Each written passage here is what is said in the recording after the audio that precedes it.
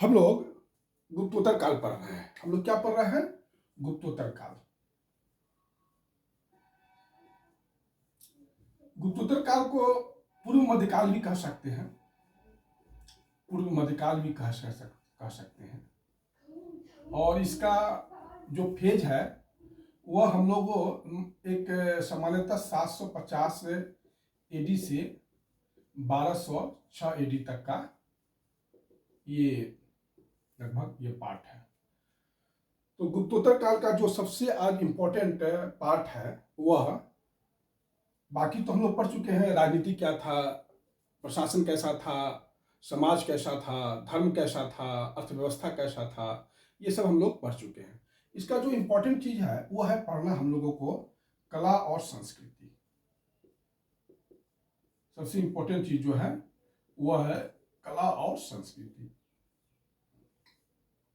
कला और संस्कृति में भी जो सबसे इम्पोर्टेंट है वह है वास्तुकला। मतलब गुप्तोत्तर काल का सबसे इम्पोर्टेंट चीज अगर कोई देन है कला और संस्कृति में तो वह है वास्तुकला। बहुत सारे साहित्यिक अवदान क्या रहा, ये सब मैं कुछ राजाओं के साथ लिखाता चला गया हूं, इसलिए वो सब रिपीटेशन नहीं करना, क्योंकि हमारा ध्यान कहीं ना कहीं प्रारंभिक परीक्षा है, तो उस चीज को ध्यान में रख के हम पढ़ा रहे हैं ना। तो अब हम उसी चीज को पढ़ाएंगे जो आपके लिए नया हो, है ना। तो वास्तुकला में मंदिर, वास्तुकला में क्या है? मंदिर। ठीक, इस काल का इंपॉर्टेंट दिन है मंदिर। तो मंदिर जो है ये भगवत भारत जो उस समय के शास्त्रकार लोग थे, चाहे जो मंदिर को भौगोलिक विशेषता के आधार पर, मंदिर को भौगोलिक विशेषता के आधार पर 3 भाग में बांटा गया: नागर, बेसर और दरबी। ये जो बंटवारा है मंदिर का वो भौगोलिक विशेषता पर है। नागर शैली मंदिर का जो बनाने का ढंग है, बेसर शैली और दरवेश शैली। ये भौगोलिक विशेषता के आधार पर जो है, ये चाहे भौगोलिक विभाजन के आधार पर ये मंदिर की जो है विशेषता है वो अलग अलग है। नागर शैली के मंदिर बने, बेसर शैली के मंदिर बने और दरवेश शैली के मंदिर बने। नागर शैली का जो मंदिर है वह हिमालय पर्वत है ना हमारा, वहां से जो मंदिर शुरू हुआ, और जो विंध्य का जो इलाका है, जो मध्य भारत का इलाका है, वहां तक जो भी मंदिर बनते हैं वो नागर शैली के मंदिर बनते हैं। तो हिमालय से शुरू कीजिए और नर्मदा विंध्य जो नर्मदा का एरिया है, आसपास का एरिया, वहां तक आप जाइएगा तो जो भी मंदिर आपको देखने को मिले वह समझिए कि नागर शैली का मंदिर है। विंध्य से जैसे ही आप दक्षिण की ओर जाइए और कृष्णा नदी तक आप पहुंचते हैं तो समझिए कि बेसर शैली का मंदिर है। विंध्य से अगर हम कृष्णा दक्षिण की ओर बढ़े और कृष्णा नदी तक जाते हैं तो हमको जो भी मंदिर मिलेगा, जैसे आंध्र प्रदेश का मंदिर हुआ, कर्नाटक का मंदिर हुआ, ये सभी सारा जो मंदिर देखने को मिलेगा वह बेसर शैली का मंदिर मिलेगा। और कृष्णा नदी से हम दक्षिण की ओर बढ़ेंगे जो कुमारी अंतरीप तक जाता है, कृष्णा नदी से कुमारी अंतरीप,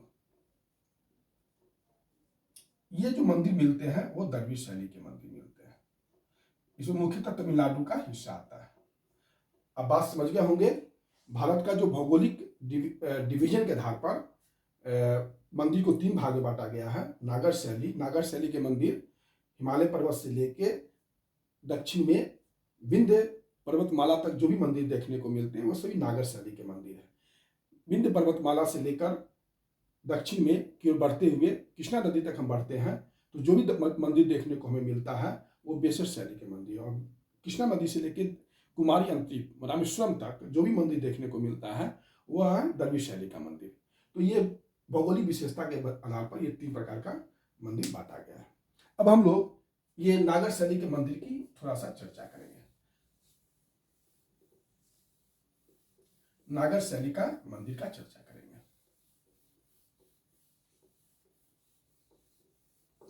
ये नागर शैली का मंदिर होता क्या था? तो नागर शैली का मंदिर, ये नागर शैली का जो मंदिर है, अच्छा मंदिर आपको मैंने बताया था कि गुप्त काल की देन है। मैंने बताया था आपको कि मंदिर गुप्त काल की देन है और मानव प्रतिमा का सबसे पहला पूजन वह मौर्योत्तर काल की देन है, जिसमें महात्मा बुद्ध की पूजा सबसे पहले किया गया था। ये सब मैं बता चुका हूँ। तो मंदिर जो है गुप्त काल का देन है, लेकिन काफी गुप्तोत्तर काल में काफी मंदिर बने। नागर शैली का मंदिर, नागर शैली का मंदिर देखने में चतुष्कोणीय होता था। कैसा होता था? चतुष्कोणीय होता था। इसमें रेखीय शिखर होता था। इसमें क्या होता था? रेखीय शिखर होता था। ये रेखीय शिखर क्या है? तो शिखर जो होता था उसी के साथ रेखा जो है उभरा हुआ होता था। रेखा जो है बनी होती थी, उसी को रेखीय शिखर भी कहा जाता था। शिखर जो था वो नीचे की ओर वर्गाकार हो, सॉरी, शिखर जो होता था वो नीचे की ओर वर्गाकार होता था और ऊपर की ओर जैसे जैसे बढ़ता जाता था वो वक्राकार होता जाता था। शिखर जो है वो नीचे की ओर वर्गाकार होता था और ऊपर की ओर वक्राकार होता चला जाता था। यह हुआ आपको चतुष्कोणीय मंदिर का उदाहरण, सॉरी, उसका जो विशेषता है वह। नागर शैली के मंदिर चतुष्कोणीय होते थे, उसमें रेखीय शिखर होता था। रेखीय शिखर का अर्थ हुआ रेखा के साथ, सॉरी, शिखर के साथ रेखा का उभार होता था और जो शिखर होता था वो नीचे की ओर वर्गाकार होता था और क्रमशः जैसे जैसे ऊपर बढ़ता था वो वक्राकार होता चला जाता था। तो ये नागर शैली के मंदिर की विशेषता है। नागर शैली के मंदिर के बाद हम लोग थोड़ा सा देखें दरवीश शैली का मंदिर।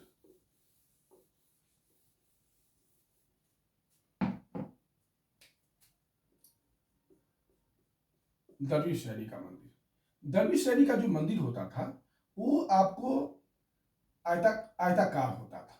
कैसा होता था? आयताकार होता था। और शिखर कैसा होता था? पिरामिड होता था।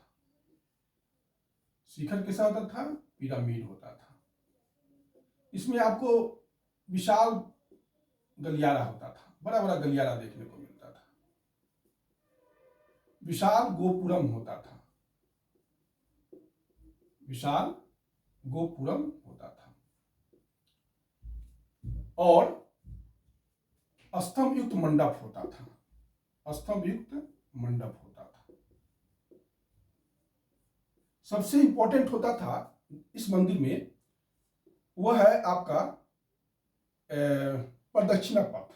प्रदक्षिणा पथ, ये प्रदक्षिणा पथ क्या होता था? तो मंदिर में बीच में गर्भगृह होता था। मंदिर के बीच में क्या होता था? गर्भगृह होता था। गर्भगृह में भगवान को रखा जाता था और इसके चारों ओर वर्गाकार एक बाड़ा होता था। बाड़ा समझते? आहता मतलब मंदिर होता है ना, चारों तरफ चक्कर लगाते हैं हम, तो वो बाड़ा, उसी को बाड़ा कहते हैं। जैसे आप देखिएगा पशुपालन में बाड़ा बना होता है ना, तो उसी गाय या भैंस जो उसी में ऐसे ऐसे नापते रहता है, चलता रहता है। उसी तरह प्रदक्षिणा पथ में भी गर्भगृह और उसके चारों तरफ बाड़ा होता है। और ये छत जो होता था, ये आंगन जो एक तरह से आंगन कहिए इसको, और ये वर्गाकार छत से ढका होता था। ये वर्गाकार छत से ढका होता था, तो इसी को प्रदक्षिणा पथ कहा जाता था। जो गर्भगृह के चारों ओर हम लोग भगवान जी का चक्कर लगाते थे, उसी को प्रदक्षिणा पथ कहा जाता था। और ये दरवीश शैली के मंदिर में मिलता था हमको। और दरवीश शैली के मंदिर देखने में आयताकार होते थे, शिखर पिरामिड का तरह था। जब हम विशाल गलियारा होता था, गलियारा समझते ही होंगे। गोपुरम का अर्थ हुआ जिस मंदिर का जो प्रवेश द्वार होता था उसको गोपुरम कहते थे।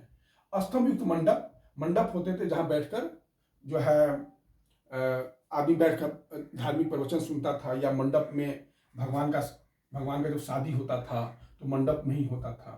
तो ये सब विशेषता यहाँ पर आपको देखने को मिलेगा। दरवीश शैली का मंदिर, जब हम दक्षिण भारत का इतिहास पढ़ाएंगे तो आपको हम सारा मंदिर का चर्चा करेंगे। दक्षिण भारत का इतिहास में दरवीश शैली के कौन कौन मंदिर बने हैं वो सारा हम बताएंगे। अभी जो गुप्तोत्तर काल पढ़ रहे हैं उसमें मुख्यतः हम उत्तर भारत को ही लेकर चल रहे हैं, दक्षिण भारत को लेकर हम नहीं चल रहे हैं। हम आपको कहे थे कि दक्षिण भारत हम स्पेशली आपको महापाषाण काल से लेके संगम युग होते हुए क्रमशः बढ़ते हुए चोल तक पढ़ाएंगे, है ना। वह दक्षिण भारत के इतिहास को हम तकनीकी कारण से अलग करके पढ़ाएंगे। उसी समय हम आपको दरवीश शैली के मंदिर का उदाहरण बताएंगे कि कौन कौन दरवीश शैली के मंदिर है। अभी इतना ही। उसके बाद है आपका बेसर शैली का मंदिर।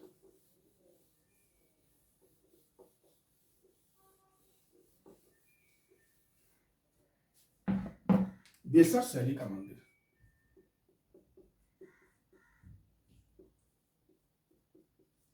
बेसर शैली का जो मंदिर होता था वह अर्धगोलाकार होता था। कैसा होता था? अर्धगोलाकार होता था। इसमें जगमोहन होता था,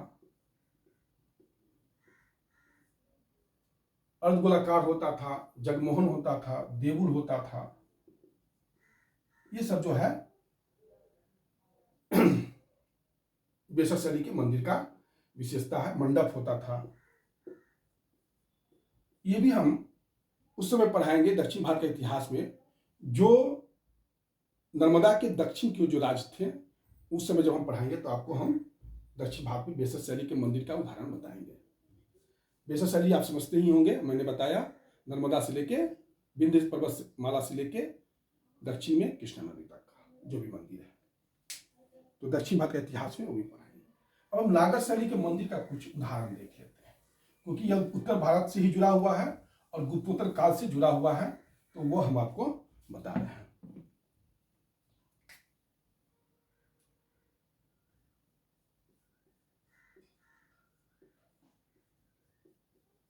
नागर शैली का मंदिर, नागर शैली का मंदिर का सबसे बेस्ट उदाहरण कोई है तो उड़ीसा का मंदिर। नागर शैली का मंदिर का उदाहरण सबसे अच्छा कौन है? तो उड़ीसा का मंदिर, सबसे इंपॉर्टेंट उड़ीसा का मंदिर। उड़ीसा का मंदिर में सबसे जो है भुवनेश्वर का लिंगराज मंदिर, भुवनेश्वर का लिंगराज मंदिर सबसे, अगर नागर शैली का सबसे बेस्ट उदाहरण कौन है तो भुवनेश्वर का लिंगराज मंदिर। इसको ध्यान में रखिएगा। अगर आपसे पूछा जाए कि नागर शैली का सबसे अच्छा मंदिर कहाँ मिला है तो उड़ीसा से मिला है, और उड़ीसा में भी भुवनेश्वर का लिंगराज मंदिर नागर शैली का सबसे अच्छा उदाहरण है। इसको थोड़ा सा आप लोग ध्यान में रखिएगा। परीक्षा में पूछा जाए कि नागर शैली का सबसे अच्छा उदाहरण कौन सा है तो भुवनेश्वर का लिंगराज मंदिर। फिर आपको यहाँ पर जो है पुरी का जगन्नाथ मंदिर है,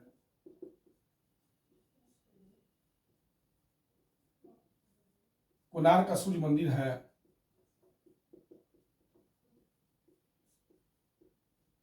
कोणार्क का सूर्य मंदिर है। तो ये सब जो है सबसे अच्छा उदाहरण उड़ीसा नागर शैली का है। नागर शैली का सबसे अच्छा उदाहरण खजुराहो से भी मिला है। नागर शैली का मंदिर खजुराहो से भी मिला है, लेकिन सबसे अच्छा मंदिर उड़ीसा का ही है। नागर शैली के मंदिर खजुराहो से भी हमें मिले हैं। खजुराहो कहाँ है? एमपी में। खजुराहो जो है एमपी में है, छतरपुर जिला है, वहीं पर ये आपको मिलेगा देखने को, एमपी के छतरपुर जिला में। यहाँ लगभग खजुराहो में 85 मंदिर है। खजुराहो में कितने मंदिर हैं? 85 मंदिर है। ये मंदिर जो है खजुराहो के जो नागर शैली के मंदिर है उनकी विशेषता दो है। एक, खजुराहो के जो मंदिर बने हैं नागर शैली के, वो वहां चबूतरा आपको देखने को मिलेगा, और शिखर के साथ, बड़ा शिखर के साथ छोटा छोटा शिखर देखने को वहां मिलेगा, छोटा छोटा शिखर देखने को मिलेगा, जिसको उरुस रिंग कहते हैं। उसको क्या कहते हैं? उरुस रिंग कहते हैं। नागर शैली का मंदिर जो खजुराहो में देखने को मिलता है, वहां उसकी दो विशेषता है। वहां चबूतरा देखने को मिलेगा और शिखर, बड़ा शिखर पर छोटा छोटा शिखर मिलेगा देखने को, उसको उरुस कहते हैं। ये खजुराहो के मंदिर की विशेषता है, नागर शैली की मंदिर की विशेषता है। नागर शैली खजुराहो में एमपी में छतरपुर में है, और यह 85 मंदिर है। यहाँ किस किस धर्म के मंदिर हैं? तो वैष्णव धर्म के मंदिर हैं, शैव धर्म के मंदिर हैं, शाक्त धर्म के मंदिर हैं, और जैन धर्म के मंदिर है। वैष्णव धर्म के मंदिर है, शैव धर्म का मंदिर है, शाक्त धर्म का मंदिर है, और जैन धर्म का मंदिर है। कुल मिला के आप ये भी कह सकते हैं यह हिंदू मंदिर है और जैन मंदिर है। हिंदू मंदिर भी है और जैन मंदिर, क्योंकि वैष्णव धर्म, शैव धर्म और शाक्त धर्म सभी हिंदू धर्म की ही शाखाएं हैं। और जैन धर्म मान सकते हैं कि जैन धर्म एक अलग धर्म है, जो हिंदू धर्म से एक अलग धर्म है। तो हिंदू धर्म और जैन धर्म के यहाँ पर आपको मंदिर मिलता है। खजुराहो का सबसे बेस्ट मंदिर है कंदरिया महादेव का मंदिर। अगर आपसे पूछ लिया जाए कि खजुराहो में सबसे बेस्ट मंदिर कौन सा है, तो वो है खंडरिया महादेव मंदिर। मैंने ये जो मंदिर है खजुराहो के मंदिर, ये किसने बनाया है? चंदेल राजवंश में। चंदेल का बारे में आपको मैंने पढ़ाया था, याद होगा। चंदेल राजवंश के राजाओं ने इन मंदिरों को बनाया 950 AD से लेकर 1050 AD तक। इसी में चंदेल राजवंश के ही राजा धंग थे, याद होगा, जो प्रयाग में डूबकर जल समाधि लिए थे। वह राजा ने एक मंदिर, बहुत इंपॉर्टेंट मंदिर बनवाया था खजुराहो में, मातंगेश्वर मंदिर। मातंगेश्वर मंदिर, इसको याद रखिए। खजुराहो में एक मंदिर बनाया था, मातंगेश्वर मंदिर। ये मातंगेश्वर मंदिर धंग ने बनवाया था। ये शिव भगवान को समर्पित है। ये किस भगवान को समर्पित है? शिव भगवान को समर्पित है। अगर खजुराहो में जाइएगा तो चित्रकूट भगवान का भी मंदिर आपको देखने को मिल जाएगा। चित्रकूट भगवान जो है कायस्थों के देवता हैं, वह आपको खजुराहो में देखने को मिलेगा। कभी कभी पूछ लेता है कि चित्रकूट भगवान का मंदिर कहाँ है, तो खजुराहो में है। और चित्रकूट भगवान भी हिंदू धर्म से ही जुड़े हुए हैं। MP में एक खासियत है कि उसका खजुराहो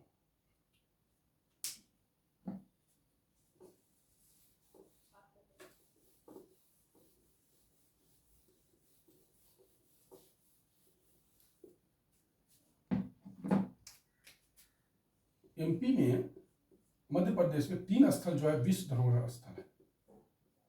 विश्व धरोहर स्थल है, वर्ल्ड हेरिटेज साइट है। कौन कौन है? तो भीमबेटका, सांची और खजुराहो। ये मैं इसलिए बता दिया कि पूछ लिया जाए तो आपको ध्यान में रहना चाहिए। यह हो गया। MP में एक जगह है ग्वालियर। ग्वालियर कभी आप जाइएगा तो ग्वालियर का किला है। उस किला में जब आप प्रवेश कीजिएगा तो एक मंदिर देखने को मिलेगा। उस मंदिर का नाम है तेली मंदिर। कौन सा मंदिर का नाम है? तेली मंदिर। तो ग्वालियर चूंकि विंध्याचल पर्वत के आसपास ही है ना। ग्वालियर मतलब विंध्य पर्वत के आसपास का ही क्षेत्र है ग्वालियर, इसलिए यह भौगोलिक आधार पर जो मंदिर है ग्वालियर का, जो तेली मंदिर है, यह नागर शैली का मंदिर होगा, है ना। नागर शैली का मंदिर होगा। तो ये तेली मंदिर का खासियत क्या है कि है तो ये नागर शैली का मंदिर, लेकिन इसका जो शिखर है वह द्रविड़ शैली का मंदिर का है। बात समझिए कि ग्वालियर का जो तेली मंदिर है वह नागर शैली का ही मंदिर है, लेकिन उसका जो शिखर है वो द्रविड़ शैली का है। यही आपका गुप्तोत्तर काल का कला और संस्कृति, जिसमें मुख्यतः स्थापत्य और स्थापत्य में मंदिर है। तो ये जो भी मैंने बताया उत्तर भारत का बताया गुप्तोत्तर काल। अब हम दक्षिण भारत का इतिहास क्रमशः पढ़ेंगे, और दक्षिण भारत में जो बेसर शैली हुआ और जो द्रविड़ शैली का मंदिर हुआ, वो क्रमशः हम जहाँ यथोचित होगा वहाँ पर हम आपको बताएंगे। आज का वीडियो इतना ही। नेक्स्ट वीडियो में फिर से हम आपसे मिलेंगे। धन्यवाद।